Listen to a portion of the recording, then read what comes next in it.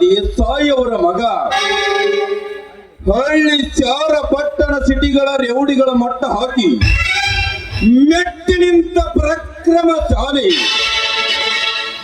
ನನ್ನ ಕಂಡರೆ ಗೃಹಮಂತ್ರಿ ಹೆದರುವ, ನನ್ನ ಕಂಡರೆ ಮುಖ್ಯಮಂತ್ರಿ ಬೆದರುವ. ನಾನಡಿಯಿಟ್ಟು ಹೊರಟರೆ ಈ ನಾಡಿನ ಜನರೇ ಗದಗದ ನಡೆಸುತ್ತಿರುವಾಗ ಏಕೋಚಿತ ಒಬ್ಬ ತಿರುಗ ಅನಾಥ ನನ್ನ ಮಗ ಬೀರ ನನ್ನ ಭೂಸೋದನಕ್ಕೆ ಅಡ್ಡಿಯಾಗಿದ್ದ ನನ್ನ ಮೇಲೆ ಅವನ ಸಮಾಧಿ ಮಾಡದೆ ಬಿಡಲಾರೆ. ಮಾಂತ್ರಿಕ ಅದೇನೆಂದು ಬೇಗ ಹೇಳಿಕೊಡ್ರಿ. ಆ ಶಶಿಯನ್ನ ಕರೀಲಿಕ್ಕೆ ಹೋದ ಕೆಲಸ ಏನಾಯ್ತು?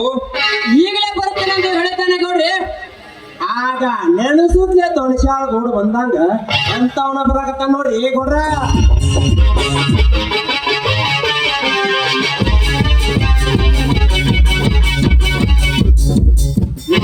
ನಮಸ್ಕಾರ ಗೌಡ್ರಿ. ನಮ್ಮ ಊರಿನ ಗಣ್ಯ ಹಿರಿಯರಿಗೆ ನಮಸ್ಕಾರಗಳು. ತಮ್ಮನ್ನ ಭೇಟಿಯಾಗಲು ನಮ್ಮ ಹಿರಿಯನ್ನ ಬಂದಿದ್ದಾನೆ. ನಮಸ್ಕಾರ ಗೌಡ್ರಿ. ಓಹೋ, ರೈತ ಮುಖಂಡ ಧರ್ಮರಾಜ ಇಲ್ಲಿಗೆ ಬಂದ ವಿಷಯ ಅದೇನಿಲ್ಲ ಗೌಡ್ರಿ, ಈ ವರ್ಷ ನಾನು ಬೆಳೆದ ಮಾಲಿಗೆ ಚೆನ್ನಾಗಿ ರೇಟು ಹತ್ತಿ ಕೈ ತುಂಬ ಹಣನ ಬಂತು. ಹೀಗಾಗಿ ಈ ನನ್ನ ತಮ್ಮನ ಓದಿನ ಸಲುವಾಗಿ ತಮ್ಮ ಕಡೆ ತಗೊಂಡ ಸ್ಥಳ ತೀರ್ಸಿ ಹೋಗಕ್ ಬಂದಿನ ಗೌಡ್ರ. ತೀರ್ಸಿ ಅಂತೂ ಒಕ್ಕಲ್ತನದಿಂದ ಈ ವರ್ಷ ಫುಲ್ ಖುಷಿಯಾಗಿದೆಯನ್ನಂತಾಯ್ತು. ಅದೆಂತ ಖುಷಿ ಗೌಡ್ರ. ಚಳಿ ಮಳಿ ಬಿಸಿಲನ್ನು ದುಡಿದು ಬಹಳ ಸಣ್ಣಾಗಿನ್ರಿ ಗೌಡ್ರ, ಬಹಳ ಸಣ್ಣಾಗಿನಿ. ಹಾಲಿನ ಪಗಾರ ಬಹಳ ಆಕೈತೆ ಅಂತ ಅದನ್ನ ಉಳಿಸ್ಕೊಳಕ್ ತ್ರಾಸ ಮಾಡಿಕೊಂಡು ಹಗಲು ರಾತ್ರಿ ದುಡಿದು ನಿಮ್ಮ ಸಾಲ ತೀರಿಸ್ತೀನಿ ಗೌಡ್ರ, ತೀರಿಸ್ತೀನಿ. ಸೀತಾಪತಿ, ಇವರ ಸಾಲ ಎಷ್ಟಾಗಿದೆ ನೋಡು. ಆಯ್ತು ಅಪ್ಪ ಗೌಡ್ರ. ಕನ್ನಪ್ಪ ಮನ್ನಪ್ಪ ಯಪ್ಪ ಗೌಡ್ರ, ಈ ಧರ್ಮನು ಕೊಟ್ಟಿದ್ದು ನಾವು 2 ಲಕ್ಷ ರೂಪಾಯಿ ಕೊಟ್ಟೈತ್ರಿ ಅಪ್ಪ. ಅದರ ಬಡ್ಡಿ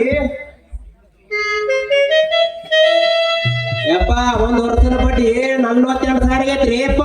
ಒಟ್ಟಾರೆ ಗಂಟು ಬಡ್ಡಿ ಕೂಡಿ 248 ಆಗೈತ್ರಿ ಗೌಡ್ರ. ಆಯ್ತ್ರಿ, ಚುಕ್ತ ಮಾಡ್ಕೊಂಡು ಬಿಡಿ, ತೆಗೆದುಕೊಳ್ಳಿ ಹಣ.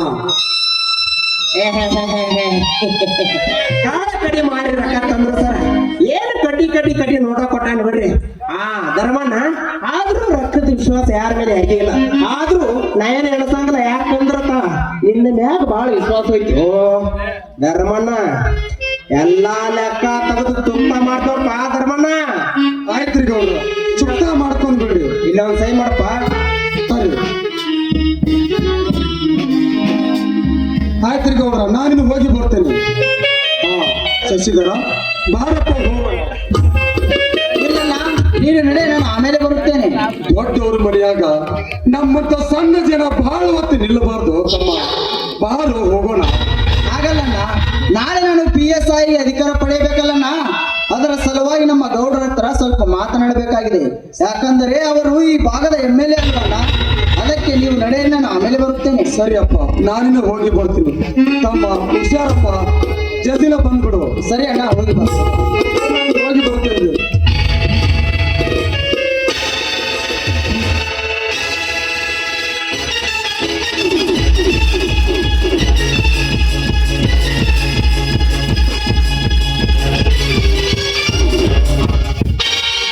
ಆತನನ್ನು ಏನು ಹೇಳದೆ ಹಾಗೆ ಕಳಿಸಿ ಬಿಟ್ಟಿರಲ್ಲೋ.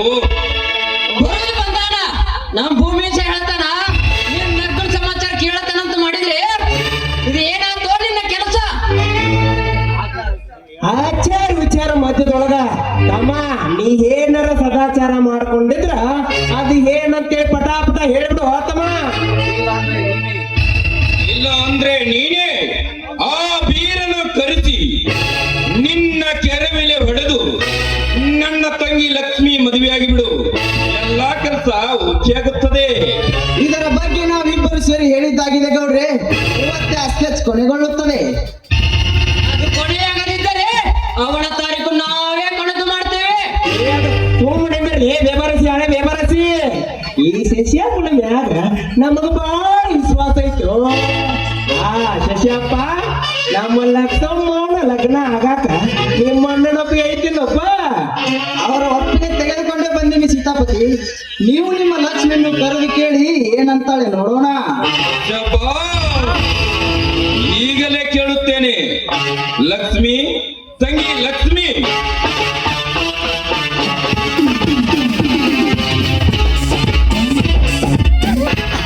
ಯಾಕಣ್ಣ ಕರ್ಕರಿ ಏನ್ ಕೆಲಸ? ಬಾ ತಂಗಿ, ನಿನ್ನ ಮದುವೆಯಾಗುವ ಗಂಡ ಬಂದಿದ್ದಾನೆ ನೋಡಿಲ್ಲಿ. ಇವ್ರು ನೋಡಿ ನಾನೇನ ಮಾಡ್ಲಿ? ಮದುವೆಯಾಗಬೇಕಮ್ಮ. ಯಾಕಂದ್ರೆ IPS ಓದಿ ಇನ್ಸ್ಪೆಕ್ಟರ್ ಆಗಿದ್ದಾನೆ. ಇವನು ಇನ್ಸ್ಪೆಕ್ಟರ್ ಆದ್ರೇನು, ಕಲೆಕ್ಟರ್ ಆದ್ರೇನು, ನಾನು ಮಾತ್ರ ನನ್ನ ಮದುವೆ ಆಗೋದಿಲ್ಲ. ಲಕ್ಷ್ಮಿ, ನೀನು ನನ್ನ ತಂಗಿ ಅಲ್ಲವೇ? ನಾನು ನಿಮಗೆ ಬೆಲ್ಲ ತಂಗಿ ಅಂತ ಇಡೀ ಊರಿಗೆ ಗೊತ್ತಿದೆ. ನೋಡೋಣ, ನನ್ನ ಮದುವೆ ಆಗೋ ಗಂಡು ಬೇರೆ ಇದ್ದಾನೆ, ಇವನಂತೂ ಅಲ್ಲ. ನನಗೆ ಗೊತ್ತಿಲ್ಲದೆ ನಿನ್ನ ಕೈ ಹಿಡಿಯುವವನು ಯಾವ ತಿರುಕ? ಅದಕ್ಕೆ ನನ್ನ ಒಪ್ಪಿಗೆ ಇಲ್ಲಮ್ಮ. ನೀನು ಇವನನ್ನೇ ಮದುವೆಯಾಗಬೇಕು. ಅದು ಈ ಜನ್ಮದಲ್ಲಿ ಸಾಧ್ಯವಿಲ್ಲ. ಹಂಗೆ ಒಳಗ್ ಹೋಗಬೇಡವಾ. ನಿಮ್ಮ ಅಣ್ಣಾರ ಮಾತಿಟ್ಟು ಕೇಳತ್ತಂಗಿ. ಛೇ, ನನಗೆ ತಿಳಿಯದೆ ನಮ್ಮ ತಂಗಿಯ ಕೈ ಹಿಡಿಯುವ ಅವನ ಇರಬಹುದು ತಿರುಕ. ಮಾಂತ್ರಿಕ,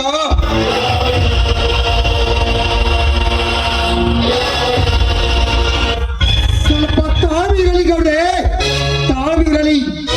ನಿಮ್ಮ ತಂಗಿ ತಲೆ ಕೆಡಿಸೋರು ಯಾರು? ಯಾಕೆ ನಿತ್ಯ ನಿಮ್ಮ ವೈವತ್ತರಲ್ಲೇ ಇದ್ದಾನೆ. ಅಂದರೇನು ಮನವರ ನಿನ್ನ ಮಾತಿನ ಅರ್ಥ?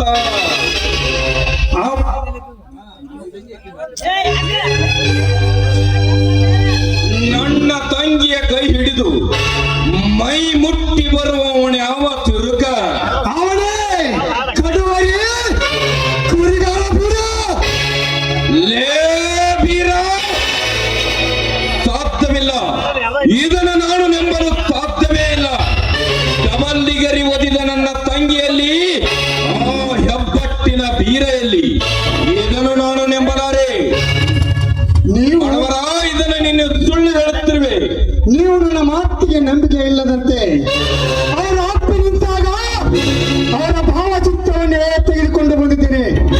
ಬೇಕಾದ್ರೆ ನೀವೇ ನೋಡಿ.